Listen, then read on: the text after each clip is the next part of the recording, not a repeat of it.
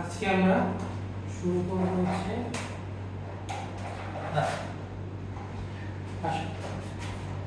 আজকে আমরা শুরু করব হচ্ছে ভেক্টরের উপাংশ দিয়ে। হ্যাঁ, দেখো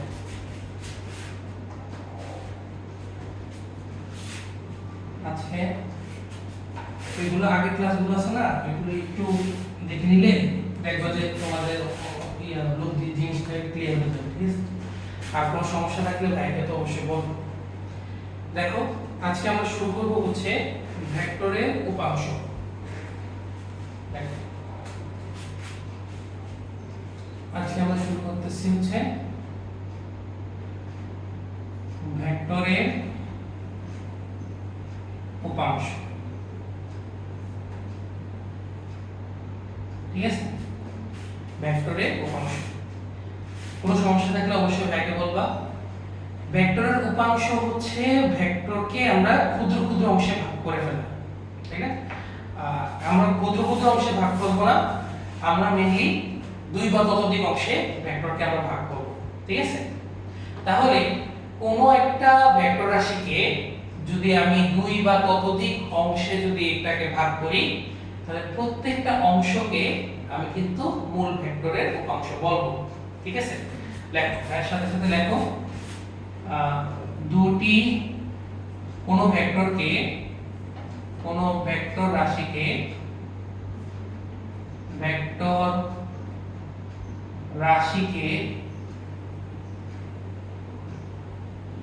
দুই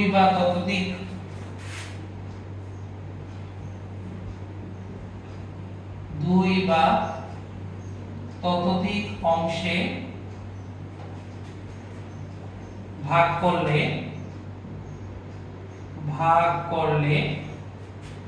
প্রত্যেকটি অংশকে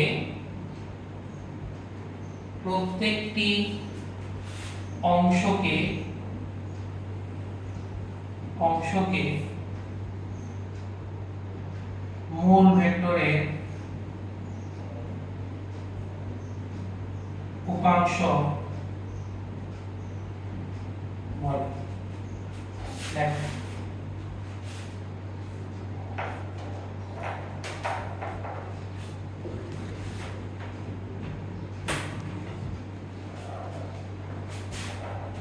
তাহলে আমরা কি বুঝলাম, কোন ভেক্টর রাশিকে দুই বা ততোধিক অংশে ভাগ করলে প্রত্যেকটি অংশকে আমরা কি বলবো, মূল ভেক্টরের উপাংশ। এখন দেখো, মনে করো এটা হচ্ছে একটা ভেক্টর, এই ভেক্টরের নাম দিলাম হচ্ছে আমি r। কি নাম দিলাম? r। এই ভেক্টরটাকে আমি কি করব, দুই বা ততোধিক অংশে ভাগ করব। এখন আমরা প্রথমে কাজ করি, আমরা দুই এর বেশি অংশে ভাগ না করে শুধু দুইটা অংশে আমরা ভাগ করি। হ্যাঁ, তাহলে r ভেক্টরটাকে আমি যদি দুইটা অংশে ভাগ করি, মনে করো দুইটা অংশে ভাগ করলাম, এটার নাম দিলাম p, এটার নাম দিলাম আমি q। এই দুইটা অংশে ভাগ করে নিলাম। এখন দুইটা অংশে ভাগ যে করব, খেয়াল করো কাকে ভাগ করছে, r কে ভাগ করছে না, r কে ভাগ করে p আর q পাইছি। তাহলে কি r ভেক্টরটা কি থাকবে? আর এটা কি আর থাকবে? এটা তো ভাগ করে p আর q পাইছি না, তাহলে r ভেক্টরটা কিন্তু আমরা মনে মনে বাদ দিয়ে দিব। আমরা তো এটা কলম দিয়ে আঁকবো, তাই না? তো কলম দিয়ে আমরা তো মুছতে পারবো না, বোর্ডে আমি মুছতে পারবো কিন্তু তুমি তো খাতায় আঁকবা। এই কারণে আমরা কি করব, r ভেক্টরটাকে মনে মনে বাদ দিয়ে দিব। আর আরেকটা জিনিস দেখো যে r ভেক্টরটাকে ভেঙে আমরা কি পাইছি, p আর q পাইছি না, তাহলে p আর q কে আমরা যদি যোগ করি তাহলে আমরা কি পাচ্ছি, r পাচ্ছি। সিম্পল হিসাব করে দিছো না? আবার আরেকটা জিনিস দেখো যে p আর q ভেক্টরটাকে আমি চাইলে বিভিন্ন ভাবে ভাগ করতে পারি, মানে সরি r ভেক্টরটাকে চাইলে আমি বিভিন্ন দিকে ভাগ করতে পারি।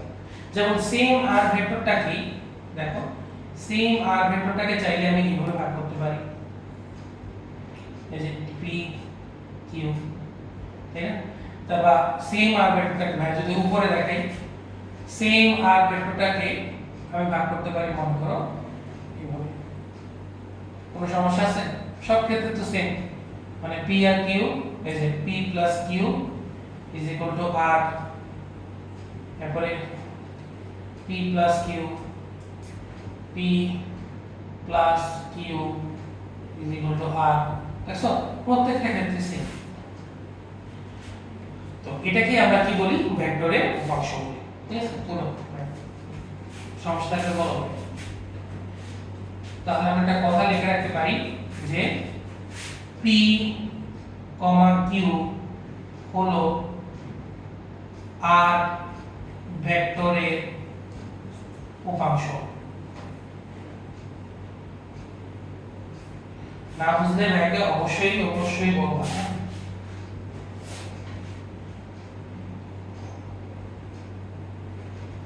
তুলে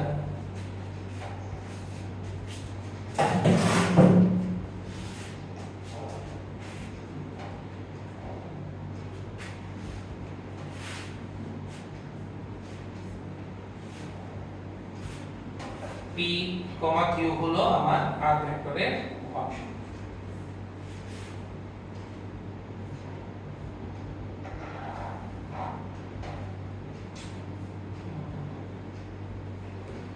ঠিক আছে, তো আশা করি আমরা এগুলো বুঝতে পারলাম।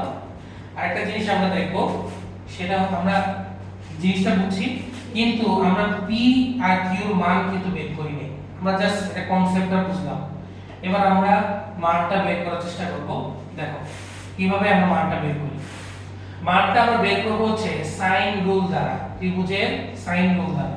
দেখো ত্রিভুজের সাইন রুল, ত্রিভুজের সাইন রুল, ত্রিভুজের সাইন রুল। দেখো ত্রিভুজের সাইন রুল দ্বারা এটা বের করার চেষ্টা করব। কিভাবে বের করব একটু দেখো, আমরা আবার সেম চিত্রটাই রাখবো। এটার নাম দিলাম কি আর, এটাকে নাম আমরা মনে করো এটাকে এইভাবে ভাগ করলাম। এটা হচ্ছে আমার p, এটা হচ্ছে আমার q। ক্লিয়ার? তাহলে এই যে r ভেক্টরটাকে ভেঙে আমরা কি পেয়েছি, p আর q পেলাম।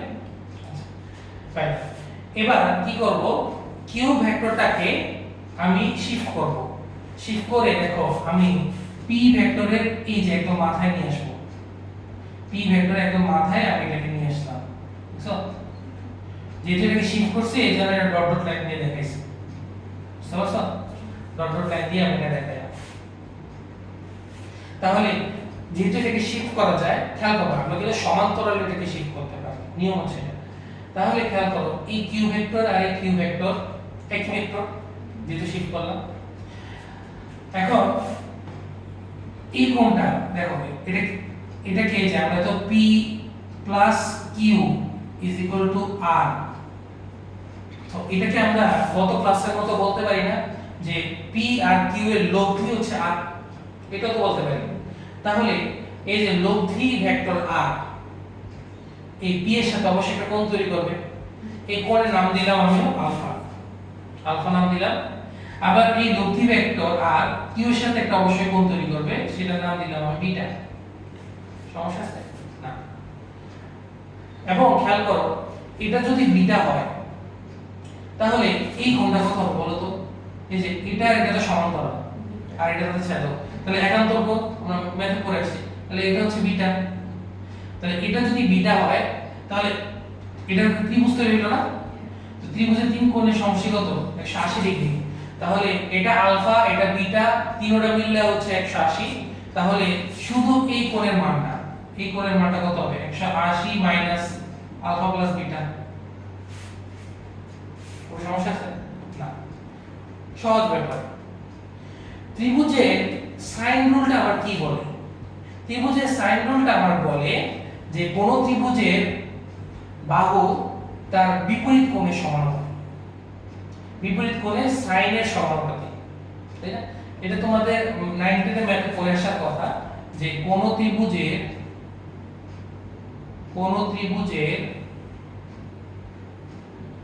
বাহুর দৈর্ঘ্য তার বিপরীত কোণের সাইনের সমানুপাতিক। ত্রিকোণমিতিক সাইন আর কি? সাইনের সমানুপাতিক। ঠিক আছে? কোন ত্রিভুজের বাহু দৈর্ঘ্য তার বিপরীত কোণের সাইনের সমানুপাতিক। তাহলে খেয়াল করো, p ডিভাইডেড বাই q লেখা যায়। দেখো তো p এর বিপরীত বাহু বিপরীত কোণ কি? বিটা। তাহলে sin বিটা। তাহলে p বাই sin বিটা সমান কি লেখা যায় বলতো? যেহেতু সমানুপাতিক সম্পর্ক তাহলে অনুপাত তো সেম হবে প্রত্যেকটা। তাহলে q এর বিপরীত বাহু কোনটা? দেখো q এর বিপরীত বাহু হচ্ছে বিপরীত কোণ হচ্ছে আলফা। তাহলে q by sin alpha is equal to R কোনটা আছে r। দেখো r এর বিপরীত হচ্ছে এটা। তাহলে r এর বিপরীত কোণ হচ্ছে sin 180 minus alpha plus beta. এরকম একটা সূত্র তোমরা পরিমিতিতে তোমরা পাইছো ম্যাথে, p by sin a by sin a is equal to b by sin b। এটাই ওটাই আর কি a বাই, আচ্ছা আমরা একটু কাজ করি এরপর বলবো। তো এটা আমরা বুঝতে পারলাম sin 180 মাইনাস আলফা, এটা পুরোটাকে আলফা ধরি মনে মনে। তাহলে sin 180 মাইনাস আলফা সমান কত হবে বলো তো? যদি ভাগ করো, দ্বিতীয় চতুর্ভাগ থেকে 180 থেকে মাইনাস হচ্ছে, তাহলে কোন চতুর্ভাগ? দ্বিতীয়। তো দ্বিতীয় চতুর্ভাগে sin কি হয়? পজিটিভ। তাহলে p by sin beta is equal to q by sin alpha is equal to r by sin alpha plus beta. তো এটা হয় যে আমরা সূত্র করে আসছিলাম যে a by sin a by sin a is equal to b by sin b is equal to c by sin c। ওইটা থেকে আসছে। দেখো না বুঝলে ব্যাকে বল, কোনো সমস্যা থাকলে ব্যাকে বলবো। তাহলে b by sin beta is equal to q by sin alpha is equal to r by sin alpha plus beta।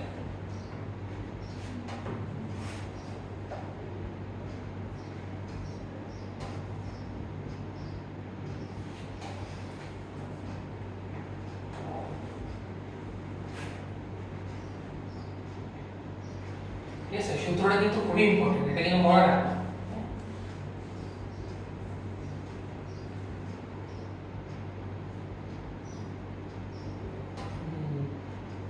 তাহলে এই জিনিসটা আমরা বুঝতে পারলাম। ঠিক আছে? এই জিনিসটা আমরা বুঝতে পারলাম। এবার আমরা যেটা করব সেটা হচ্ছে এটাকে এবার অন্যভাবে আমরা এটাকে ভাগ করব, এবং সেটাই হচ্ছে সবচেয়ে ইম্পর্টেন্ট। কিভাবে ভাগ করব একটু পরে দেখবা। দেখো সেম চিত্রটাকে তুমি এবার হেডলাইন দিবা লম্ব উপাংশ। লম্ব উপাংশ, এটার নাম দিবা হচ্ছে লম্ব উপাংশ। লম্ব উপাংশ কেন লম্ব উপাংশ আমি নাম দিলাম? দেখো সেম আর ভেক্টরটাকে আমি এমন ভাবে ভাগ করব যেন দুইটা ভেক্টর, দেখো p আর q তে ভাগ করলাম, যেন তাদের মধ্যবর্তী কোণ কত হয়? 90 ডিগ্রি। এই কারণে এটাকে আমরা কি বলি? লম্ব উপাংশ। ঠিক আছে? তো সেম আগের মতো সবকিছু, এটাকে আমরা নাম দেব কি? এটার নাম দেব আলফা। এই যে কিউ ভেক্টরটাকে আমরা কি করতে পারি? শিফট করতে পারি আগের মতো। এটা কিউ ভেক্টর হয়ে গেল। তো শিফট করলে দেখো একটা কি তৈরি হলো? এটা ত্রিভুজ তৈরি হলো, সমকোণী ত্রিভুজ। তো সমকোণী ত্রিভুজে আমরা এই সূত্রটা ইউজ করতে পারি অবশ্যই।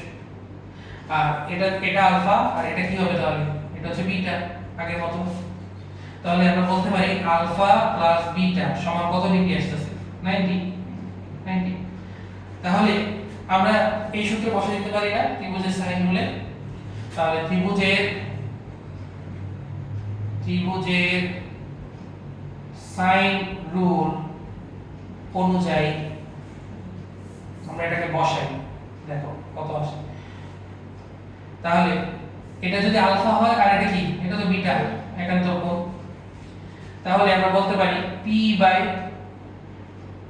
বিপরীত, তাহলে sin বিটা, এই যে p বাই sin বিটা সমান q বাই কি হবে sin alpha is equal to r by sin alpha plus beta. তো আলফা প্লাস বিটার মান কত, 90। আমি ডাইরেক্ট 90 বসে দিই, তাই না? তাহলে জাস্ট 1 নাম্বার আর 3 নাম্বারটা নিয়ে কাজ করি। 1 নাম্বার আর 3 নাম্বারটা নিয়ে দেখো, 1 নাম্বার আর 3 নাম্বারটা নিয়ে কাজ করলে p is equal to r by sin 90 মান হচ্ছে 1, আর sin বিটা উপরে চলে আসছে, তাহলে p is equal to r sin beta, p is equal to r sin beta. আর এই বিটা নিয়ে 2 নাম্বার 3 নাম্বার নিয়ে কাজ করি, q by sin alpha is equal to r by 1, তাহলে সুতরাং q ইজ ইকুয়াল টু আসছে আমার r sin alpha, q is equal to আসবে আমার r sin আলফা। দেখো কোনো সমস্যা আছে কি, এটাকে আমরা একটু ফার্দার ইয়া করতে পারি, তুলো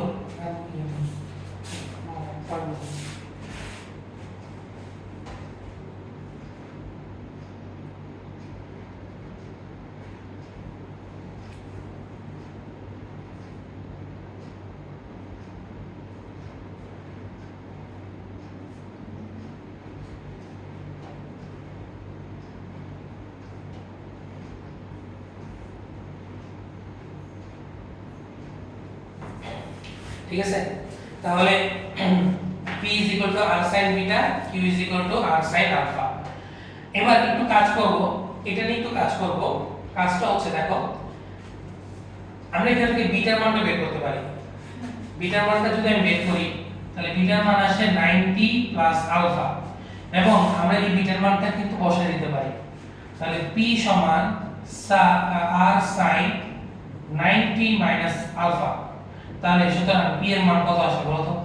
sin 90 মাইনাস থিটা কোন চতুর্ভাগ? প্রথম চতুর্ভাগ। প্রথম চতুর্ভাগ, এই যে প্রথম চতুর্ভাগ থেকে মাইনাস হচ্ছে, তাহলে অবশ্যই প্রথম চতুর্ভাগ। আর প্রথম চতুর্ভাগে sin কি হয়ে যাবে? cos। ঠিক হলো নাকি? তাহলে p সমান আসছে r cos আলফা, q সমান আসছে r sin আলফা। এবং এই দুইটা সূত্র আমরা মনে রাখবো, এটা মনে রাখবো আর এটা মনে রাখবো, টিক চিহ্ন দিয়ে রাখো যে আমরা এই দুটো সূত্রে মনে রাখবো।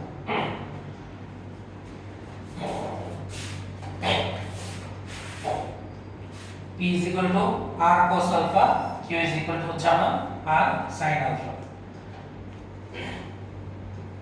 বা তুমি এটাকে এইভাবে ভাই একটু শর্টকাট বুঝাই, শর্টকাটে মনে রাখতে পারো যে যার সাথে কোণ তৈরি হবে, যার সাথে কোণ তৈরি হবে তার সাথে হবে, দেখো খেয়াল করো, এই লব্ধি ভেক্টর r কার সাথে আলফা কোণ তৈরি করছে? p এর সাথে না? তাহলে দেখো p এর সাথে হবে cos, তো যার সাথে কোণ তৈরি করবে তার সাথে হবে cos, আর যার সাথে আলফা কোণ তৈরি করবে না যেমন q, তার সাথে হবে আমার sin। তাহলে শর্টকাটটা মনে রাখো, শর্টকাটটা হচ্ছে যার সাথে কোণ তার সাথে cos, যার সাথে কোণ তার সাথে cos, বাকিটার সাথে sin, বাকিটার সাথে sin। এটা একটু মনে রাখবা, যার সাথে কোণ তার সাথে cos, বাকিটার সাথে হচ্ছে আমার sin। ক্লিয়ার? তাহলে আশা করি আমাদের কোনো সমস্যা হবে না এগুলোতে। আমরা এক দুটো ম্যাথ করি, এক দুটো ম্যাথ করলে আমাদের আরো ক্লিয়ার হবে। ম্যাথ হচ্ছে দেখেন, দেখ প্রচুর ম্যাথ করতে হবে, হ্যাঁ, জাস্ট সূত্রগুলো পড়লে কিন্তু মাথায় ঢুকবে না, ম্যাথগুলো করতে হবে। আর তোমার ভাই তো আছে, ভাই থেকে একটু সাহায্য নেব যে ভাই আমাকে এটা বুঝে দেন, ভাই বুঝে দেবে। দেখো কোশ্চেন লিখি আমরা, কোশ্চেন নাম্বার 1 যে একটি কাঠের খণ্ডকে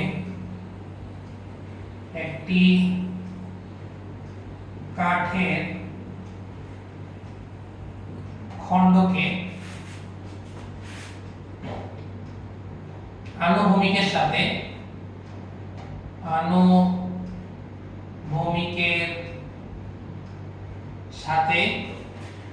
60 ডিগ্রি কোণে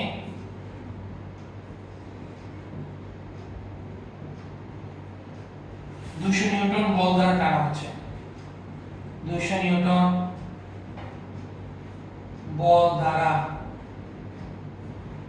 টানা হচ্ছে।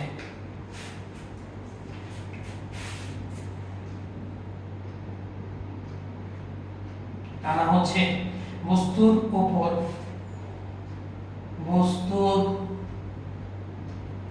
উপর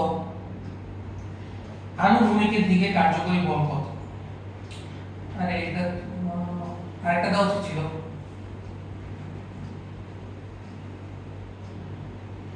আনুভূমিকের দিকে কার্যকরী বল কত?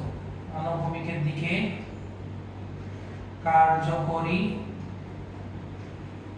বল কত?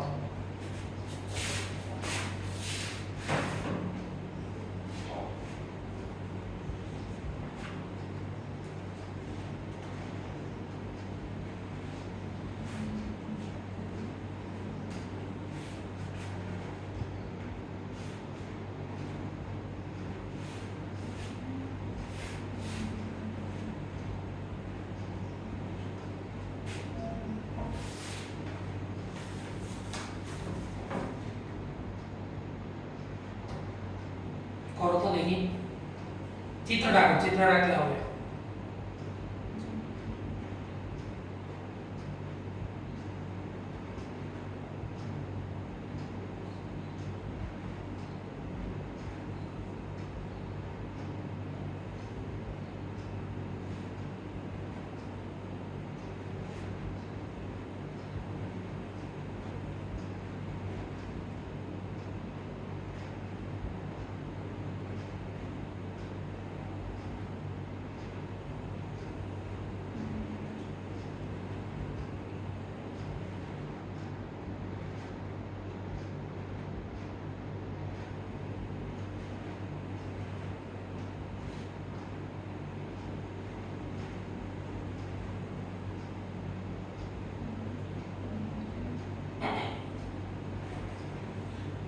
দেখো দেখো আনুভূমিকের সাথে 60 ডিগ্রি কোণে 200 নিউটন বল প্রয়োগ করা হচ্ছে। তাহলে একটা কাঠের খণ্ড আছে, আনুভূমিকের সাথে কত ডিগ্রি কোণে দেওয়া হয়েছে? 60 ডিগ্রি কোণে, তাই না? 200 নিউটন। তাহলে খেয়াল করো, আনুভূমিকের দিকে মানে এই ডাইরেকশনে কার্যকরী বল কত? তাহলে এটা যদি 200 হয়, F এর মান 200 হয়, এটাকে আমরা দুটো অংশে ভাগ করতে পারি, দুটো লম্ব অংশে। একটা হচ্ছে আনুভূমিক আর একটা কোনটা? উল্লম্ব। আর কোনটা কার সাথে তৈরি করছে? 60 ডিগ্রির সাথে। ভাইয়া বলছিলাম যে যার সাথে কোণ তার সাথে কি হবে? cos। তাহলে F cos 60 আর আরেকটা কোনটা হবে? F sin 60। তো আমাকে তো এটা বের করতে বলেনি, আমাকে বের করতে বলছে আনুভূমিকের সাথে।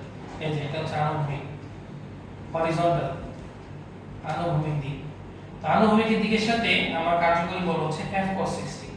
তো এই যে आंसर কত হবে? তাহলে F cos 60, যেটা F এর মান হচ্ছে 200, cos 60 এর মান কত? হাফ। তাহলে এটা হচ্ছে আমার 100 নিউটন। এই যে आंसर। নাম দিতে ভাইকে বলো।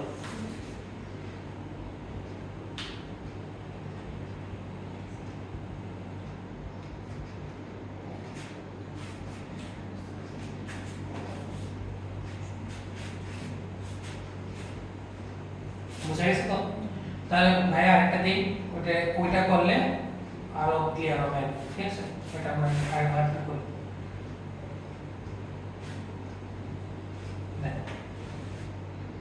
F ইয়া হবে F cos 60 এটা। এবার দেখো আমরা আরেকটা দেখাই, এটা হচ্ছে লব্ধির মান দেওয়া আছে 80 নিউটন, এটা দেওয়া আছে পি 60 ডিগ্রি কোণ তৈরি করছে। আচ্ছা এখানে না দিয়ে এখানে দিয়ে 60 ডিগ্রি কোণ তৈরি করলো। তোমাকে ভাই বলছে পি এর মান বের করো, কিউ এর মান বের করো। এটা কিন্তু লম্ব 90 ডিগ্রি। এটা লব্ধির মান দেওয়া আছে 80 নিউটন, 60 ডিগ্রি কোণ তৈরি করছে কিউ, তোমাকে কিউ এর মান বের করতে বলছে আর পি এর মান বের করতে বলছে। দেখো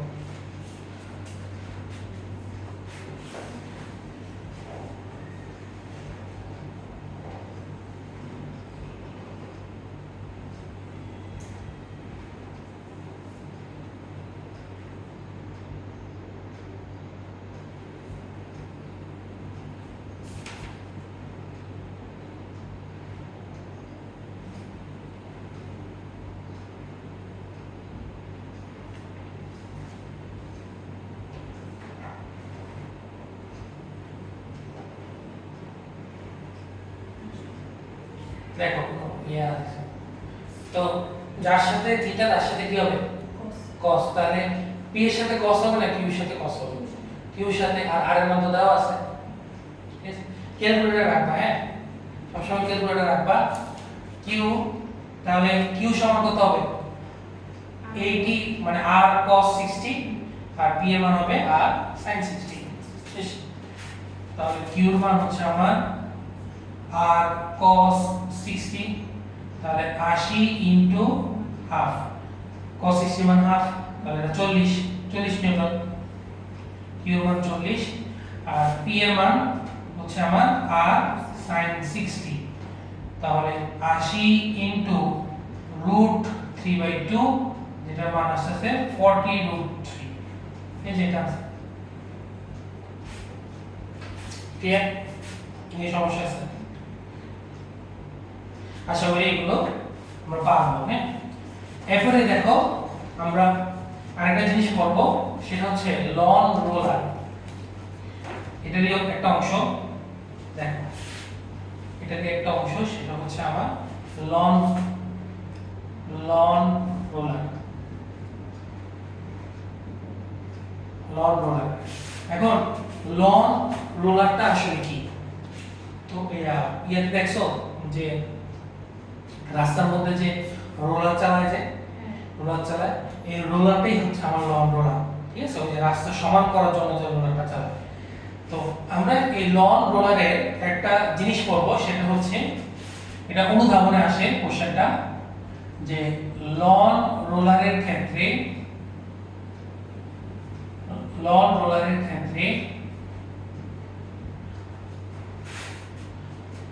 ঠেলার চেয়ে টানা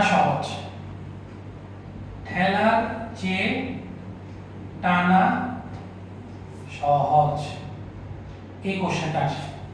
এটা ব্যাখ্যা করতে বলি জিনিসটাকে, এটা তোমাদের বইয়েও আছে, ঠিক আছে লন রোলারের ক্ষেত্রে ঠেলার চেয়ে টানা সহজ। তো এই জিনিসটা কিভাবে হয় আমরা একটু চিত্র আঁকি। প্রথমে কোনটা দেখবো, ঠেলা দেখবো, এরপরে কি দেখবো, টানা দেখবো। তাহলে ঠেলার ক্ষেত্রে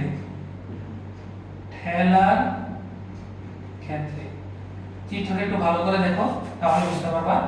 এটা মনে করো হচ্ছে ভূমি, আর এটা হচ্ছে আমার লং রোলারটা, ঠিক আছে লং রোলারটাকে সামনে চালানো হবে। এটাকে যদি আমি এইভাবে পুশ করি তাহলে এটা হচ্ছে ঠেলা, আর যদি আমি ট্রলি ব্যাগের মতো টানি তাহলে টান, ঠিক আছে। তো আমি এটাকে ঠেলবো, তো ঠেললে খেয়াল করো আমি বলটা কিভাবে দিব বলো তো। বলটা আমি এভাবে দিব না, তির্যক ভাবে, এক বলটা তির্যক ভাবে এভাবে দিব, তির্যক ভাবে দিব।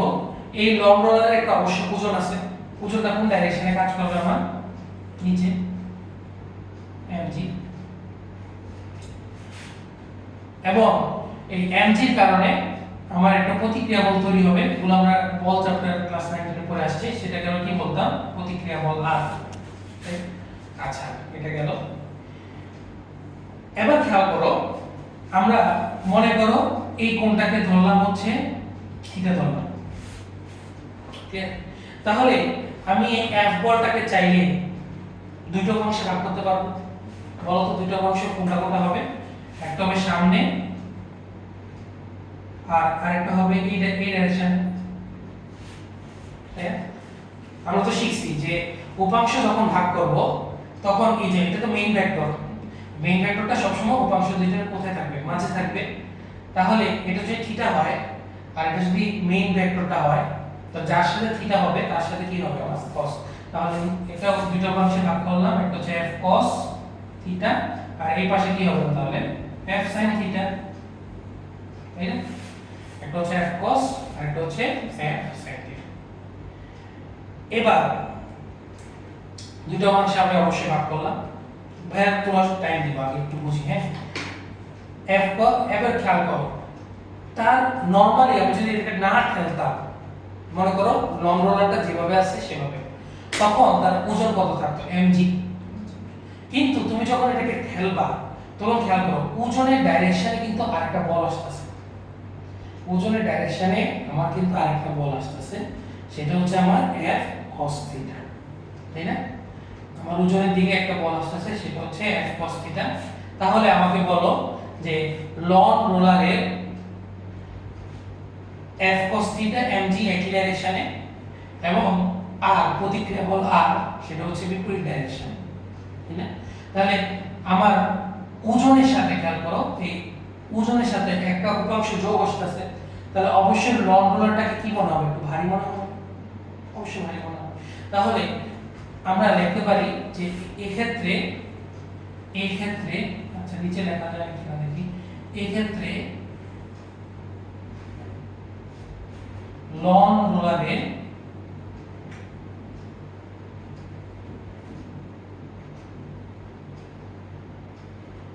ওজন mg সাথে বলের একটি উপাংশ মানে f এর একটি উপাংশ f cos থিটা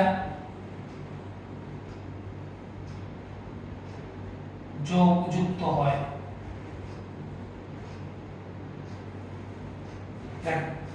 না বুঝলে ভাইকে বলো।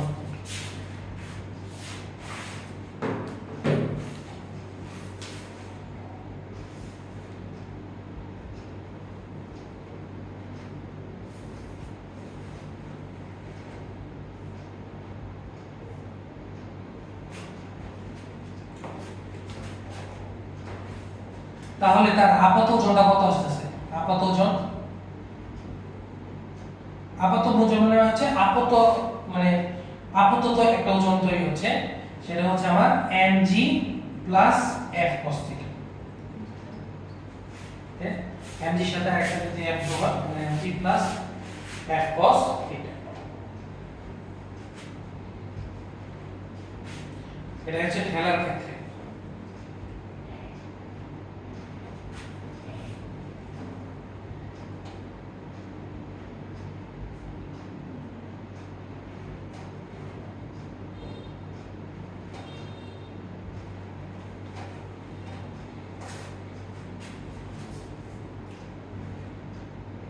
ক্লিয়ার?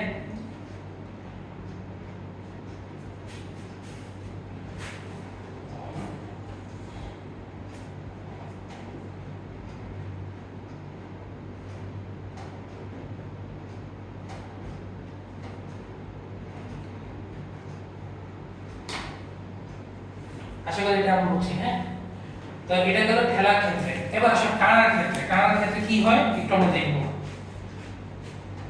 আমরা এবার টানার ক্ষেত্রে দেখি, এটা মুছে দেই প্রতিক্রিয়া বলের হিসাবটা, এটা তো আমার হিসাবে আসেনি, তাই না? তাহলে এবার আমি এটাকে কি করব? টানবো। টানলে আমরা কিভাবে টানি? ট্রলি ব্যাগকে অবশ্য উপরের দিকে টানি। তাহলে এটাকে আমরা কি করব? পুরোটাই মুছতে হবে। দেখো আমরা এটা কি, ঠিক আছে? এবার এটাকে আমরা কি করব? উপরের দিকে টানবো। দেখো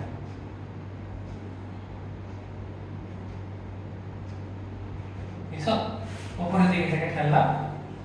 এটার ভর খেয়াল করো, mg কাজ করতেছে অবশ্যই নিচে mg থেকে, এবং আমরা ধরবো যে এটাকে আমি উলম্বের সাথে থিটা ডিগ্রি করে টানতেছি, এটাতে অবশ্যই একটা তির্যক করে টানতেছি। তো আমরা ধরলাম এটাকে আমরা উলম্বের সাথে কত ডিগ্রি করে থিটা করে টানতেছি। এখন অবশ্যই এই তির্যক বলটাকে আমরা দুটো অংশে ভাগ করতে পারবো, একটা হবে আনুভূমিক, একটা হবে আনুভূমিক, আর একটা কি হবে উলম্ব, একটা আনুভূমিক একটা উলম্ব। এবার বলো f cos থিটা কোথায় হবে, f sin থিটা কোথায় হবে? f cos হবে উলম্ব দিকে, তাহলে উপরের দিকে f cos আর নিচের দিকে আমার হবে f sin। তাহলে এই ক্ষেত্রে তাহলে এটা আমরা একটু মুছে দিই, এর কথা তো খেলার ক্ষেত্রে ছিল। এই ক্ষেত্রে আপত ওজন কত হবে বলো তো? এবার কিন্তু mg ডাইরেকশনে কিন্তু f cos নাই, আগে কিন্তু mg ডাইরেকশনে f cos ছিল, এখন কিন্তু mg বিপরীত দিকে f cos। তাহলে এটাকে আমি যদি প্লাস ধরি, এটা অবশ্যই প্লাসই হবে কারণ mg বড়, তাহলে এটা অপোজিট ডাইরেকশনে না, তাহলে এটা কি হয়ে যাবে মাইনাস।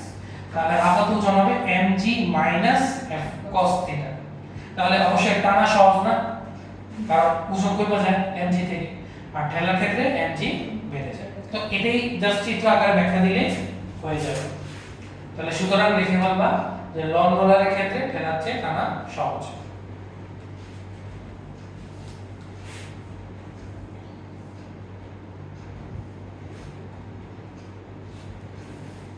লং রোলারের ক্ষেত্রে ঠেলার চেয়ে টানা সহজ।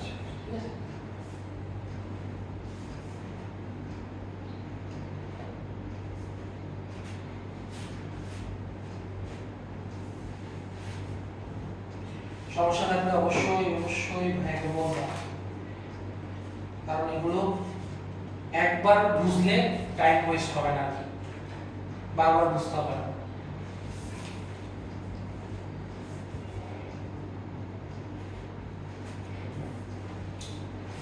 ক্লিয়ার?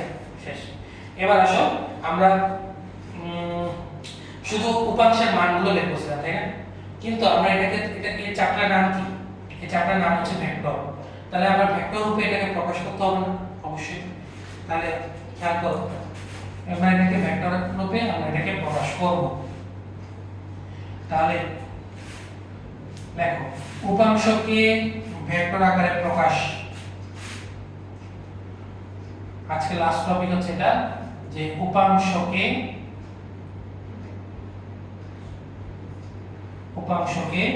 ভেক্টর আকারে প্রকাশ, ভেক্টর আকারে প্রকাশ, ঠিক আছে? ভেক্টর আকারে প্রকাশ প্রথমেই আমি দেখব হচ্ছে 2D এর ক্ষেত্রে। সেক্ষেত্রে 2D মানে কি? 2 ডাইমেনশন। 2 ডাইমেনশনে কয়টা অক্ষ থাকে? দুইটা, একটা হচ্ছে x অক্ষ আর একটা y অক্ষ। তাহলে একটা হচ্ছে আমার x অক্ষ, একটা হচ্ছে y অক্ষ। এটাকে p ধরো, এটাকে q ধরো, আর এটাকে আমরা কি ধরবো? r। তো এই মনে আসছে এই যে ক্লাসের শুরুতে আমরা লম্ব উপাংশ দেখাইলাম, তো খেয়াল করো এটা হচ্ছে আমার, এটাকে আমি যদি কি ধরি? থিটা ধরি, তাহলে খেয়াল করো p ভেক্টরের অবশ্যই একটা মান পাবো, q ভেক্টরের অবশ্যই একটা মান পাবো। আর দুইটাকে আমি যদি যোগ করি p plus q is equal to r, এটা শিখে আসছি। আচ্ছা, এবার এটাকে আমরা কি করব? উপাংশ আকারে এটাকে ভাগ করব। আমরা p এর মান পাইছিলাম কত? যার সাথে থিটা তার সাথে cos। তো শুধু মান পাইছি আমি হচ্ছে r cos থিটা, এটা হচ্ছে শুধু মান। আর মানকে আমরা কিভাবে প্রকাশ করি? p ভেক্টরের মধ্যে দুটো মডুলাস দিই, মডুলাস দিলে আমি মান পাবো হচ্ছে r cos থিটা, এটা হচ্ছে মান। এটা কোন ডাইরেকশন দিছি আমি? তো ডাইরেকশন বুঝতে হলে আমাকে কি ইউজ করতে হবে? যেহেতু প্রথম ক্লাস করছো, আমরা একক ভেক্টর জিনিসটা পড়ছিলাম, পড়াইছিলাম যে এই একক ভেক্টর দ্বারা কি বোঝায়? ডাইরেকশন বোঝায়। তাহলে এটা হচ্ছে r cos থিটা তার মান, আর যদি ডাইরেকশন বুঝাইতে হয় p cos θ, ডাইরেকশন হবে দেখো p তো যেটা একটা ভেক্টর রাশি, তার কি কি আছে, দুইটা অংশ আছে, একটা হচ্ছে মান আর একটা হচ্ছে দিক। তাহলে মান হচ্ছে r cos θ, এটা হচ্ছে মান, আর দিক হচ্ছে আমার i ক্যাপ, এটা দিয়ে কি বোঝায়, ডাইরেকশন। আর এটা যেহেতু x অক্ষ বরাবর আছে, এটা যেহেতু x অক্ষ বরাবর আছে এটা i ক্যাপ, আর y অক্ষ বরাবর থাকলে j ক্যাপ, z অক্ষ বরাবর থাকলে k cap, i j k এভাবে যাবে, ঠিক আছে। তাহলে এটা দ্বারা কি বোঝায়, মান, আর এটা দ্বারা বোঝায় হচ্ছে দিক। তাহলে সিমিলার ভাবে q এর জন্য আমি কি লিখতে পারি বলো তো, q এর মান হচ্ছে আমার r sin θ, এটা হচ্ছে মান। এখানে কোন ডাইরেকশন বোঝাচ্ছে, এটা তো মান, খালি এটা জাস্ট নরমাল মান। তাহলে r sin θ হচ্ছে আমার মান, আর ডাইরেকশন বোঝাতে হবে, তো y অক্ষ বরাবর কি ধরতে বলছি আমি, j ক্যাপ, এটা মান, এটা দিক। তাহলে আমি এই p এর মান আর q এর মান বসিয়ে দিতে পারবো না। তাহলে সুতরাং r ভেক্টর সমান হচ্ছে r cos θ i cap plus r sin θ j cap. না বুঝতে লাগবে বলো, r cos θ i cap r sin θ j cap.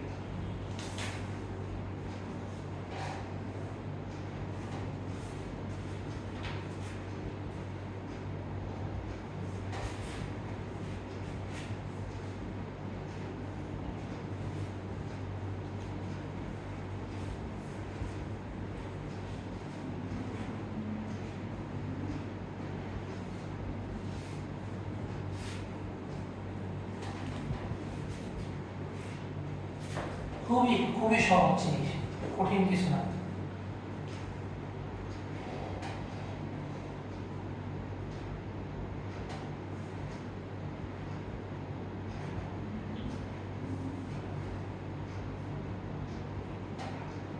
r cos θ i cap r sin θ j cap. দেখো এটা ভেক্টর রূপে প্রকাশ পেল, এখানে মান আছে আর ডাইরেকশন আছে। এটা গেল হচ্ছে 2D এর ক্ষেত্রে, ঠিক আছে। যদি 3D এর ক্ষেত্রে আমরা দেখতে চাই, 3D টা আমি গত ক্লাসগুলোতে দেখাইছিলাম, তো ক্লাসগুলো দেখলে তো এগুলো আরো ক্লিয়ার হবে। আমি জাস্ট সংক্ষেপে এটা নিয়ে একটু আলোচনা করি। 3D মানে কত, কয়টা অক্ষ থাকবে, তিনটা অক্ষ থাকবে। একটা হবে আমার কি x অক্ষ, খেয়াল করো এটা হচ্ছে x অক্ষ, এটা হচ্ছে y অক্ষ, এটাকে আমরা ধরব হচ্ছে z অক্ষ, ঠিক আছে। x অক্ষ y অক্ষ z। তুমি চাইলে এটাকে এভাবে বুঝতে পারো, এটা হচ্ছে আমার x, এটা হচ্ছে y, আর এটা হচ্ছে আমার z, তাই না, তিনটা অ্যাক্সিস আছে। খেয়াল করো এই তিনটা অ্যাক্সিস, এটা হচ্ছে আমার x y, এটা তুমি যদি বই বুঝো, বইয়ের মাধ্যমে জিনিসটাকে বুঝি তাহলে আরো ক্লিয়ারলি বুঝবা। খেয়াল করো এই যে এটা হচ্ছে তিনটা অ্যাক্সিস, এটা হচ্ছে আমার x, বড়টা x, ছোটটা y, আর আরো ছোটটা z। তাহলে তিনটা কোণা বা বাসাবাড়ির কোণা দেখো, বা ওই দেখো ইয়াতে বুঝেছি, এটা হচ্ছে x অক্ষ, এটা হচ্ছে y অক্ষ, আর এটা হচ্ছে z অক্ষ। তাহলে এটাও কিন্তু সিমিলার, তাই না। তো আমি এখানে যদি একটা ভেক্টর নির্দেশ করি, সেটা হচ্ছে r, আগের মতো একটা ভেক্টর নির্দেশ করলাম r। তোমাকে আসলে জিনিসটা এভাবে বুঝালে ভালো হবে। দেখ তিনটা অ্যাক্সিস বোঝা যায় কিনা দেখো তো, এটা হচ্ছে x, এটা হচ্ছে y, এটা হচ্ছে z, হ্যাঁ। এখানে আমি একটা r ভেক্টর রাখলাম, এই যে খেয়াল করো এটা কি একটা r ভেক্টর। তাহলে এটাকে আমরা কি ধরছি x, তোমার দিকে যেটা আছে x, এটা হচ্ছে y এর দিকে y, এটা হচ্ছে উপরে z। তো এটা x, এই যে x অক্ষের সাথে একটা কোণ তৈরি করছে, এখানে যে একটা কোণ, এই r ভেক্টরটা, এই r ভেক্টরটা একটা কোণ তৈরি করলো। আবার এই দেখো y অক্ষের সাথে একটা কোণ তৈরি করছে, এই যে বানানটা। আবার দেখো z অক্ষের সাথে একটা কোণ তৈরি করছে। তো x অক্ষের সাথে যে কোণটা তৈরি করবে এটার নাম দিলাম থিটা x, y অক্ষের সাথে যে কোণ তৈরি করবে থিটা y, আর z অক্ষের সাথে যে একটা কোণ তৈরি করবে থিটা z। ঠিক আছে, এভাবে এটা কল্পনা করতে হবে, কল্পনা করলে তুমি জিনিসটা বুঝতে পারবে। এটা হচ্ছে 3D, দেখছো এটা 3D। আর আমরা 3D চিত্রটা কোথায় আঁকছি? 2D তে। এটা তো বোর্ড সারফেস, তল তো আমাদের দ্বিমাত্রিক। তো 2D সারফেসে 3D চিত্র বোঝা অনেক টাফ। তো এটাকে একটু কল্পনা করতে হবে। তাহলে আমাকে বলো এই কোণটা হচ্ছে থিটা x, এটা কোণটা থিটা y, আর এটা হচ্ছে থিটা z। তাহলে ভাইয়া যদি এটা চিত্রে বুঝাই, দেখো এটা কিন্তু থিটা x, এটা হচ্ছে থিটা y, এটা হচ্ছে আমার থিটা z। দেখো এটা কিন্তু বোঝা যাচ্ছে না এখানে। তোমার কাছে রাখতে পারে যে x আর z একই সারফেসে, মানে একই তলে আছে, কিন্তু আসলে না। ঠিক আছে, জিনিসটা ওই যে ভাইয়া যেভাবে বুঝাইছি ওইটাই এরকম। তাহলে আমার এটার নাম দিব আমি rx, এই ডাইরেকশনটা rx, এটা হচ্ছে rz, আর এটাকে আমি নাম দিলাম ry, মানগুলো আর কি। তাহলে r ভেক্টর সমান আমি কি লিখতে পারি বলো তো? মান হচ্ছে rx, আর rx এর দিকে একক ভেক্টর কত i ক্যাপ, তাহলে মান ইনটু দিক প্লাস y একক, তিনটা যোগ করলে তো মেইন ভেক্টরটা আসবে। আর y একক বরাবর মান কত ry, আর y একক বরাবর একক ভেক্টর কোনটা j ক্যাপ, আর z একক বরাবর মান কত rz, আর rz বরাবর একক ভেক্টর কি ক্যাপ, এই যে দিই তো ভেক্টর রূপে প্রকাশ। আর rx এর মানগুলো বের করতে পারবা, এই যে rx সমান কত r যার সাথে দিলে তার সাথে কি হয় cos, তাহলে r cos থিটা x, আর ry সমান কি লেখা যায় r sin থিটা y, আর rz সমান লেখা যায় r sin থিটা z। সব জিনিস তাহলে মানগুলো বসায় দাও, মানগুলো rx এর মান বসাও r cos theta x, r y এর মান বসাও r sin থিটা y, আর z এর মান বসাবা r sin থিটা z। ঠিক আছে, বসাও। না বুঝলে রাখতে বলো, কোন জায়গাটা বুঝা যায়।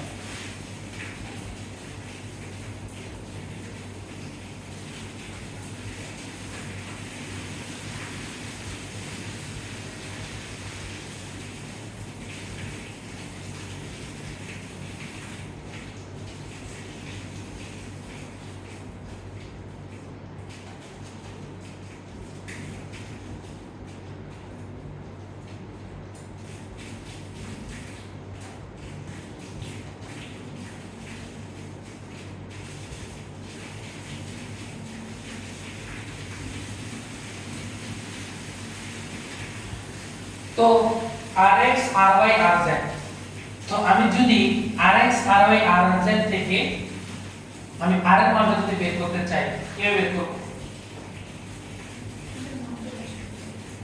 মানগুলো বসালে কি আসবে দেখো, আমি rx ry rz এটার মানগুলো পাইতে চাই।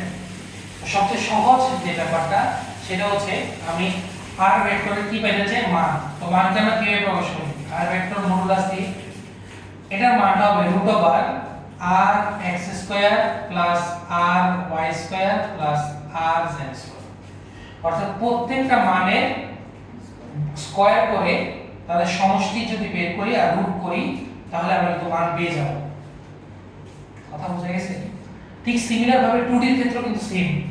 যদি এটা 2D হইতো, rz যদি না থাকতো, এই যে rz যদি না থাকতো তাহলে কি হতো? rz না থাকলে r সমান হইতো √rx square plus ry square. এইভাবে আমরা এই জিনিসগুলো বের করি। ঠিক আছে, তো মানটা লিখে রাখো, এটা হচ্ছে r ভেক্টরের মান, এটা হচ্ছে r ভেক্টরের মান, মান হচ্ছে modulus of r √rx square plus ry square plus rz।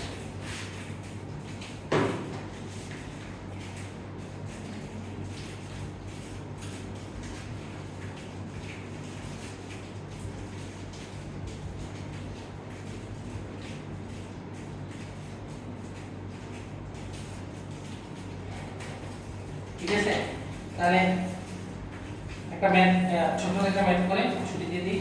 দেখো এটা যেটা আশা করি বুঝছো। এটা মুছে দিই।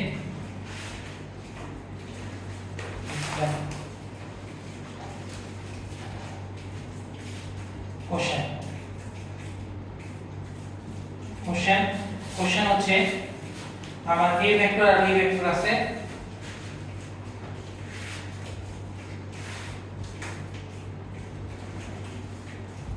এটা হচ্ছে আমার a ভেক্টরের মান দেওয়া আছে 6, এটা হচ্ছে আমার b ভেক্টরের মান দেওয়া আছে 15, ঠিক আছে। এটার মান দেওয়া আছে 150 ডিগ্রি। তোমাকে আমি বলছি যে a প্লাস b সমান কত, a মাইনাস b সমান কত, এবং তোমাকে বললাম যে এটাকে ভেক্টরের মাধ্যমে প্রকাশ করতে। কিসের মাধ্যমে? ভেক্টরের মাধ্যমে। ভেক্টরের মাধ্যমে এটাকে প্রকাশ করতে বললাম। দেখো পারো কি?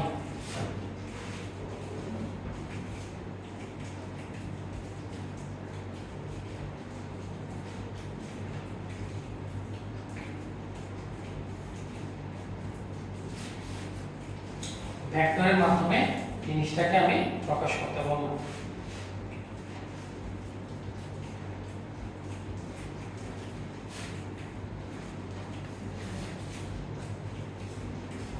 ভেক্টরের মাধ্যমে এটাকে প্রকাশ করতে হবে। একটু বসে বসে থাকবি।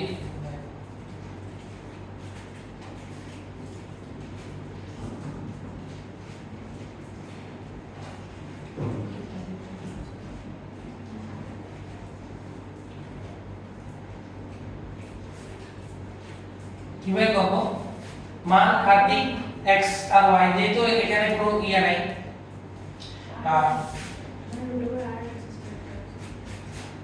আর x স্কয়ার আর y স্কয়ার এভাবে করব না। জিনিসটাকে আমরা কি করব বলো, আমরা এটাকে ভেক্টরে প্রকাশ করব।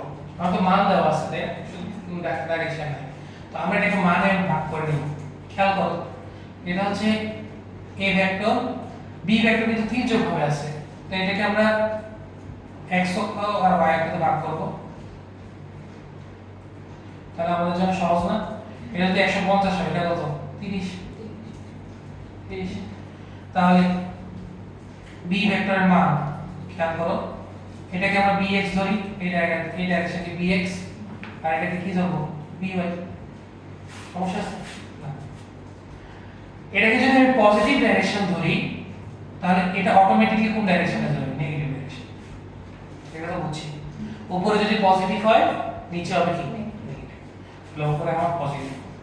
তাহলে b সমান কি হবে? bx i ক্যাপ, x অক্ষ বরাবর যেহেতু আছে আর y অক্ষ বরাবর যেহেতু আছে, তাহলে by j cap, bx i cap plus by j cap. এবার bx এর মান আমরা কিন্তু বের করি নাই, আমার কিসের মান আছে? শুধু b এর মান আছে। তাহলে bx সমান, খেয়াল করো, যার সাথে থিটা তার সাথে কি হবে? cos, b cos 30। b এর মান কত? 15 না? আর cos 30 এর মান হচ্ছে √3/2। তাহলে 15√3/2 কিসের মান? এটা bx এর মান।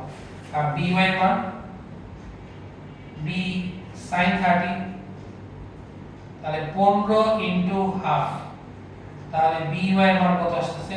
15/2। ওকে না? তাহলে bx এর মান by এর মান পেয়ে গেছি। তাহলে bx আর by এর মান বসাই দিই। তাহলে 15√3/2 i cap plus 15/2 j cap, এটা হচ্ছে b ভেক্টর।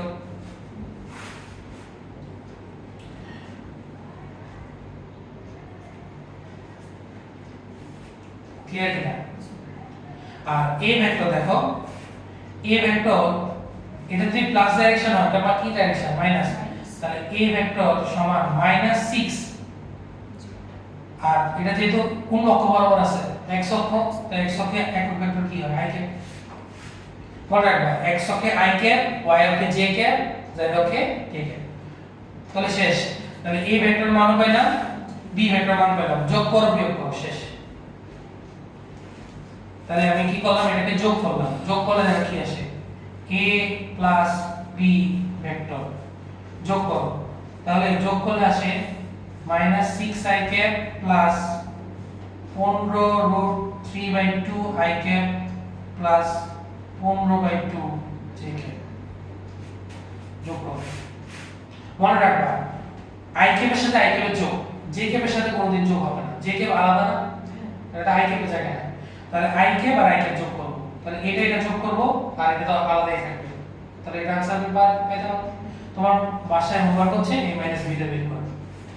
তাহলে জাস্ট কি হবে, এখানে মাইনাস হবে আর i ক্যাপ যোগ হবে, j ক্যাপ যোগ হবে, k ক্যাপ যোগ হবে, এরকম আর।